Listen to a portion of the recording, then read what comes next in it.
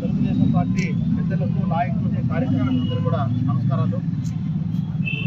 మీ అందరూ తెలుసు, దాదాపు ఆంధ్రప్రదేశ్ జనాభా 5 కోట్లు అయితే 54% సగం కంటే ఎక్కువ ఉన్నటువంటి బీసీలు, అంటే 2.5 కోట్లు పైబడి ఉన్నటువంటి బీసీలు ప్రస్తుత వైఎస్ఆర్ ప్రభుత్వం, ప్రస్తుత ముఖ్యమంత్రి జగన్మోహన్ రెడ్డి బీసీలంటే బానిసలుగా చూస్తున్న విషయం బీసీ సోదరులందరూ తెలుసు. అదే తెలుగుదేశం హయాంలో యుగపురుషుడు నందమూరి తారక రామారావు గారు మొదలుకొని ఆయన వారసుడుగా వచ్చినటువంటి చంద్రబాబు నాయుడు గారు మొదలుకొని చూసినట్లయితే బీసీలకు ఒక స్వర్ణయుగం నడిచింది. ఈరోజు బీసీలంటే ఇప్పుడున్నటువంటి ముఖ్యమంత్రి బానిసలుగా చూస్తున్నాడు. దానికి ఉదాహరణ తెలుగుదేశం పార్టీ రాష్ట్ర అధ్యక్షులు అచ్చెన్నాయుడు గారి మీద కేసు, శాసన మండలిలో ప్రతిపక్ష నాయకుడైనటువంటి యనమల రామకృష్ణుడు గారి మీద ఎస్సీ ఎస్టీ కేసు, అయ్యన్న పాత్రుడి మీద రేపు కేసు. ఈ రకంగా బీసీలంటే భయభ్రాంతులు చేస్తున్న విషయం బీసీ సోదరులందరికీ తెలుసు.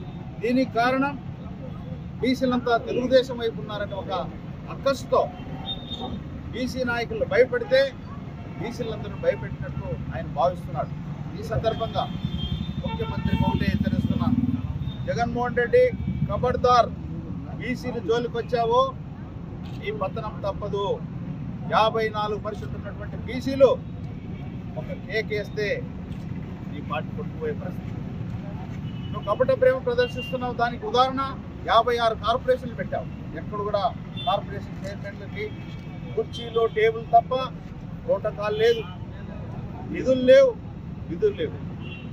కేవలం కులాల వారీగా విభజించి ఓట్లు దండుకోవాలని చూస్తున్నాం.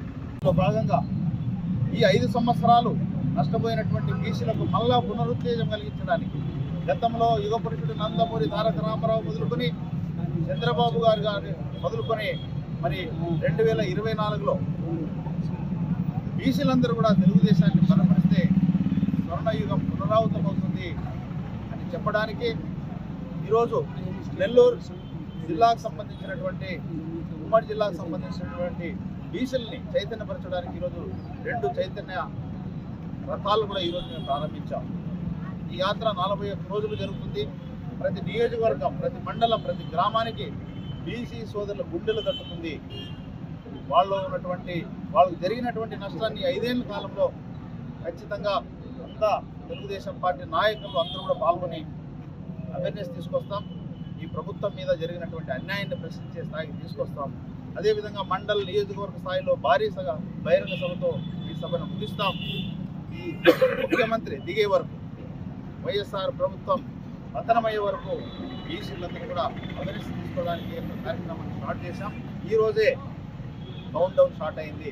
100 రోజుల్లోనే ఈ ప్రభుత్వం పతనం కాక తప్పదని మీ ద్వారా నేను తెలియజేస్తాను.